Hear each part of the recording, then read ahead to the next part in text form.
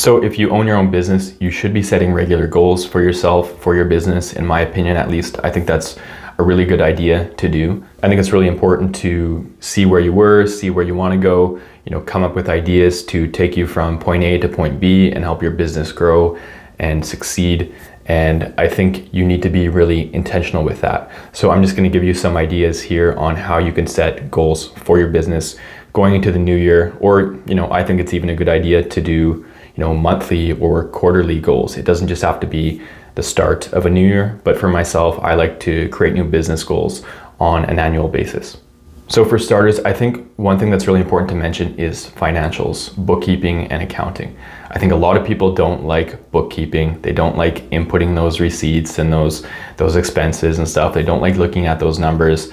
It's kind of painful and they think it's mostly just for taxes. But one reason why that is super important is for setting goals, because when you're inputting all your numbers and your financials, you can track your performance, and that's really important for setting goals. You can look back at the last year and see what your revenue was, what your expenses were, which products or services are selling well and have profitable margins on them, and which ones aren't, and how did you do compared to past years or past quarters.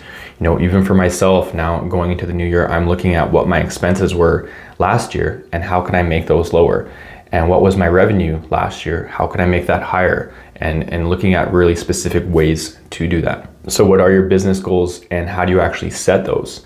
Is that to grow your business? That's probably going to be one of the main ones. And with setting those, you'll want to use something called the SMART technique. So that's an acronym that stands for specific, measurable, attainable, relevant, and time specific. So you need to get specific with your goals in order for it to be achievable and trackable. So for example, for the first one, specific, is your goal or are your goals specific? Is your goal to grow your business? That's not really specific enough. What does that mean? Does that mean open another location? Does that mean hire new employees? Does that mean have higher revenue? Does that mean have more clients? And then within that, is that one new location in this coming year, or 3 locations, 2 new employees, 6 new employees, part-time, full-time, increasing your revenue by $10,000, $80,000, $1 million? Is that 5 new clients? Is that 500 new clients?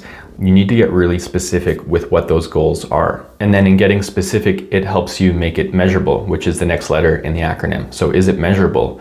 If your goal is to increase your revenue in the new year by $10,000 compared to last year, that's very measurable.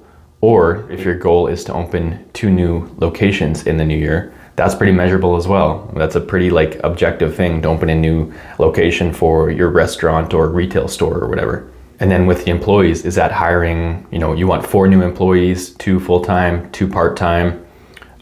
Is that getting more clients? If you have a consulting business, maybe you want 1 more client per month on average compared to the year before.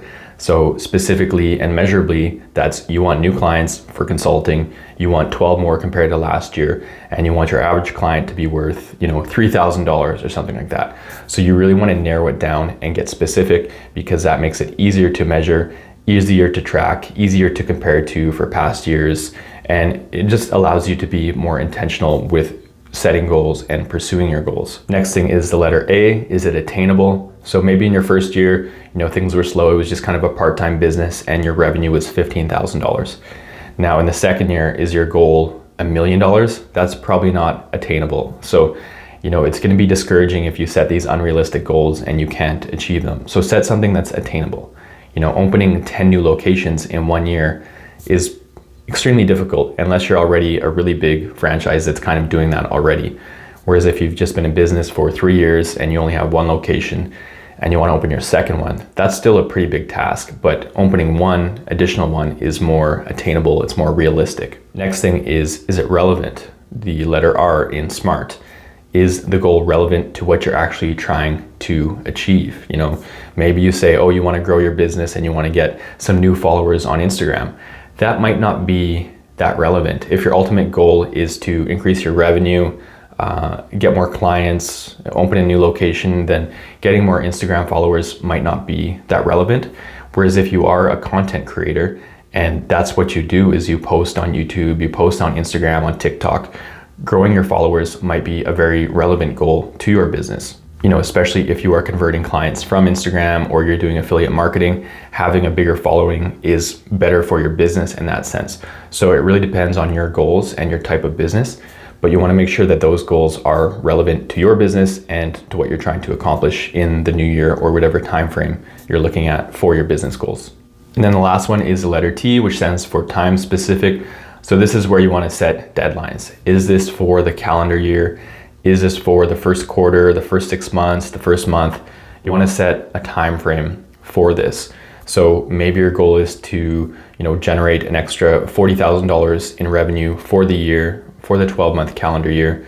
Then you have a time specific goal, which I think is really good too. And now keep in mind that these business goals don't have to be super tied into the performance of your business. It could be more about your lifestyle. Like, what happens if you just finished your first year of business and you just found that you were really burnt out because you were putting in way too many hours, it was really stressful, your work-life balance was just horrible, late nights, things like that. So maybe the goal for your business isn't so much to grow it, it's to create a better work-life balance for yourself. Like, maybe your goal is to only work 40 hours per week and to take weekends off and to limit the amount of clients you have, or be more specific and strategic with which type of clients you take on, because maybe you had some bad experiences where some of the clients just weren't what you were looking for and you took them on anyways, or it was just really difficult providing what they needed, or just really stressful situations. So that can be part of your goal as well. So if you are feeling burnt out with your business, that's fine too, to set those goals where you're kind of setting boundaries and you're trying to take your life back, because I think that happens with a lot of people when they start a business. Of course, it's important to really put in those hours early on and focus on getting things started, but you also have to be mindful that you still have to have a life. So I think that's good too, and you can apply that SMART method to setting goals that are more about your lifestyle surrounding your business.